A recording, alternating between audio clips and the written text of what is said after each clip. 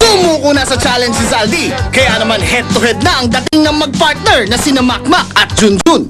Kaya mo ba? Come on! Yeah! Pag tumitingin po ako sa baba, parang lumulubog ako. Yun, ginamit ko na rin po talaga yung sumusuntok-suntok po ako kung ano pong ginagawa ko. Para po di po talaga ako tumingin sa baba. Maraming bebe. Meron tayong babing inaanakan. Parang sinalang sa oven itong mga panadero. Kung kaya naman tumatagaktak na ang kanilang mga pawis. Pero sige lang! Konting tease lang! Left, right! Left, right! Matanong ko lang, kung sakaling ikaw manalo ng 100,000, anong gagawin mo sa 100,000? Best savings bank! Yeah! Inuulit ko, kung sakaling ikaw yung manalo ng 100,000, anong gagawin mo? Wala akong naintindihan. Anong gagawin? Para sa akin, baby! Baby! Ang naisip ko po talagang anak ko, pamilya ko, yung mahirap po talaga yung nanay ko sa probinsya, wala na pong naghanap buhay, kundi ako lang po talaga ang nabubuhay sa nanay at tatay ko. Come on, kaya mo yan! Ha? Huwag niyong iisipin na yan ay kumunoy. Kaya mo yan! Medyo binagalang ko eh. Kasi kung bibilisan ko, talaga mapagod ka agad eh. Pero iniiba ko yung direksyon ng pako para para hindi ako lumubog.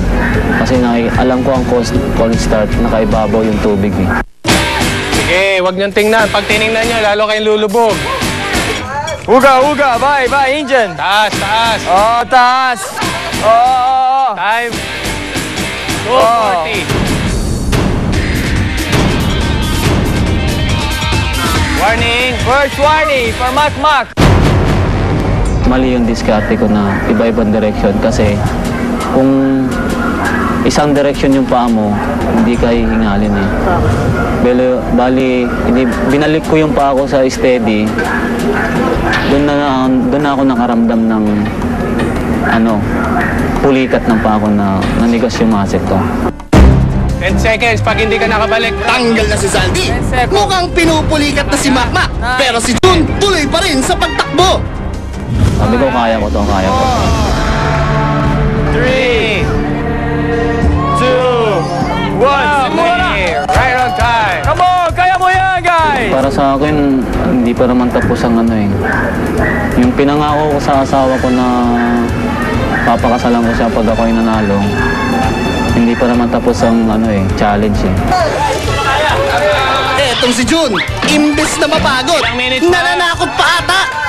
1 minute and 45 seconds. Tumulong po yun sa aking sa final po talaga yung pagpapatawa ko dahil sa nakikita kong masaya ang tao kahit nahihirapan ako. Gusto ko masaya rin ako kahit nahihirapan ako. Yeah! Hala, sige! Gamitin mo na lahat ng naiisip mong style, Jun. Para sa anak mo yan. Yes! Yes! Bye, Manny Pacquiao. Yes! Yan! Huwag lang lulubog. Huwag lang lulubog, ha? Come on, jogging. Jogging pa.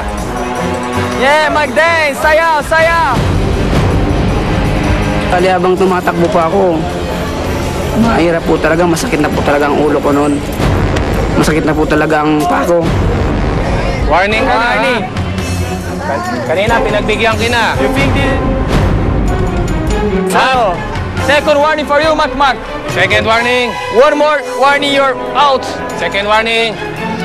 10 seconds rest, huh? I'll give you 10 seconds. Up. Second warning. 5, 4, 3, 2, 1.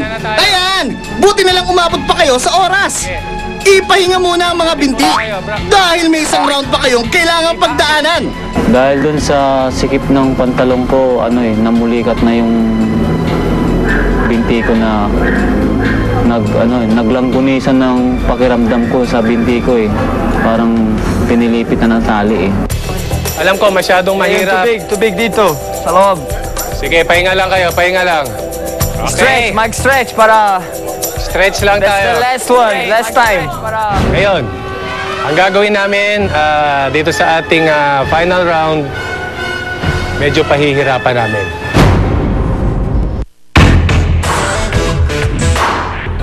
Okay, andito tayo ngayon. Nagtataka kayo kung bakit merong itlog at meron ditong bowl at merong kutsara. Ang gagawin nyo habang nagja-jogging kayo rito, kukunin niyo yung ball, kukuha kayo ng itlog, meron tinidor, at sisimulan niyo magbati ng itlog. Paramihan kayo na makukuha ang itlog. Okay? Yun yung challenge na mahirap. Naintindihan nyo? Naintindihan niyo? Ready, Jun? Yes! Ready, Mac? 100,000 for Lola Barb, yeah? Timer, ready? In 3, 2, 1, go! Natapon mo yung itlog mo. Ay, Oo. ay. Nag-cramps. Hindi na kaya, kaya pa.